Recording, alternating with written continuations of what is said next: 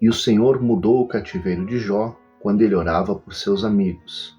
Também o Senhor deu a Jó 2 vezes mais do que ele tinha antes.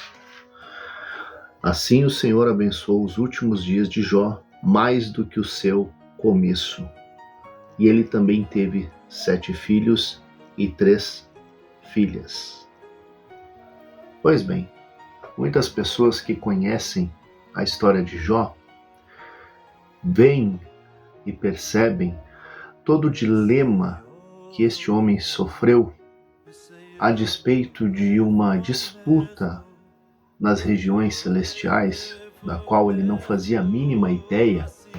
Muitas pessoas citam de que, a despeito de tudo que Jó perdeu, Deus lhe devolveu em dobro todas as coisas. E fazem uma conclusão rápida e lógica de que este é o ponto máximo dessa história. Que, apesar de ter perdido e sofrido, Deus lhe deu em dobro. Mas um detalhe que é ignorado nesse texto é que o livro todo mostra que se tinha uma coisa que não importava para Jó, eram as coisas que ele tinha. O livro todo mostra que possuir bens, ter familiares, ter pessoas que ama, apesar disso ter valor, isso ser muito bom, não estavam no centro do coração de Jó. A despeito de toda a perda, ele manteve a sua retidão. Claro, não podemos ignorar o fato de que todos os acontecimentos, somados ainda pela tentativa equivocada e desastrosa dos seus amigos em ajudá-lo, Jó permaneceu com a sua retidão diante de Deus. E o fato dele não fazer a mínima ideia do que estava acontecendo por trás dos panos fez com que ele falasse coisas que não devia. Ora, condenaríamos Jó por ele ter falado um pouco demais, porque se tinha uma coisa, ou se tem uma coisa que dói, é quando você não tem nada a confessar, mas todos à sua volta ficam exigindo uma confissão. Para os amigos de Jó, tudo que Jó precisava para resolver o problema era confessar o seu pecado, porque não havia explicação para as coisas que estavam acontecendo. Portanto, a única conclusão lógica, segundo a teologia limitada e fracionada daquela época, é que Jó estava com algum pecado oculto. Jó possuía alguma coisa muito feia, né? Teria feito algo muito feio, e aí ele precisava confessar. E uma vez confessando, as coisas mudariam. Mas o ponto central do vídeo que eu estou gravando é justamente mostrar que o clímax do livro de Jó não está no fato de Deus ter restaurado. O clímax do livro de Jó está no versículo que é ignorado. É no capítulo 42, o versículo de número 5. Eu tinha ouvido de ti com os ouvidos, mas agora meus olhos te veem. Me diga uma coisa, Jó, com o seu conhecimento extremamente limitado, com a sua teologia extremamente limitada, conseguiu conservar o seu coração puro e andar em retidão, ao ponto de todas as suas posses não serem grandes o suficiente para, depois da sua perda, fazer com que ele blasfemasse contra Deus? Imagine agora que antes ele apenas ouviu falar, agora ele o conhecia.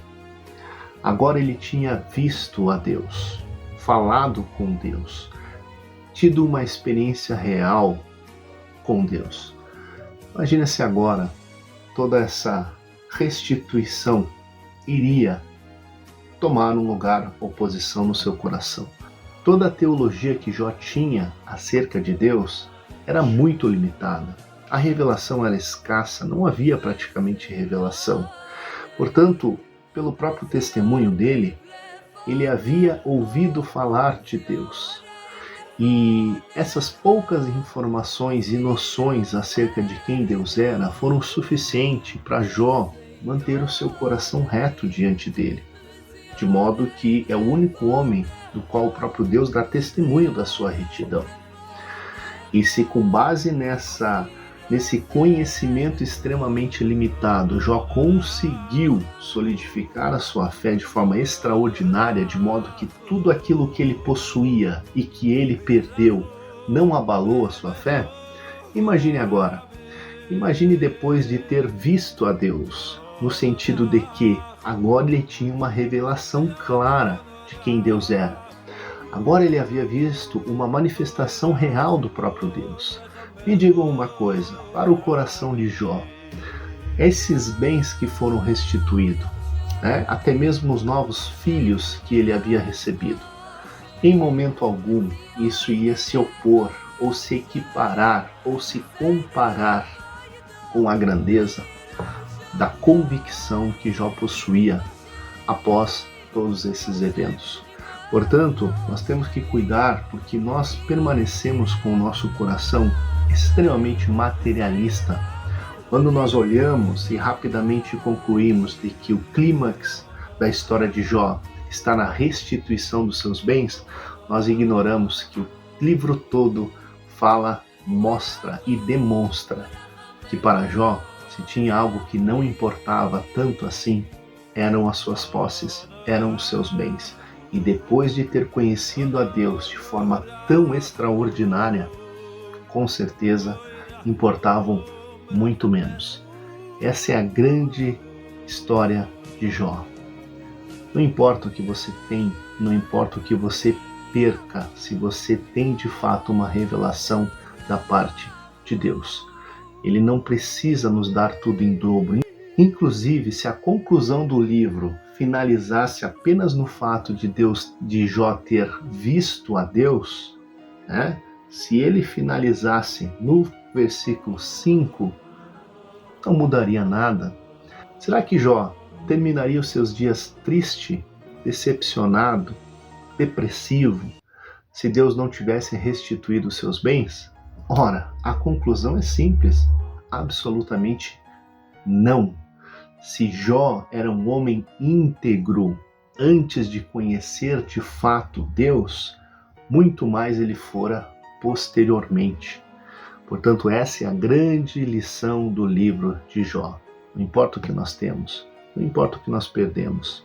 Se nós conhecermos a Deus, nada disso terá valor.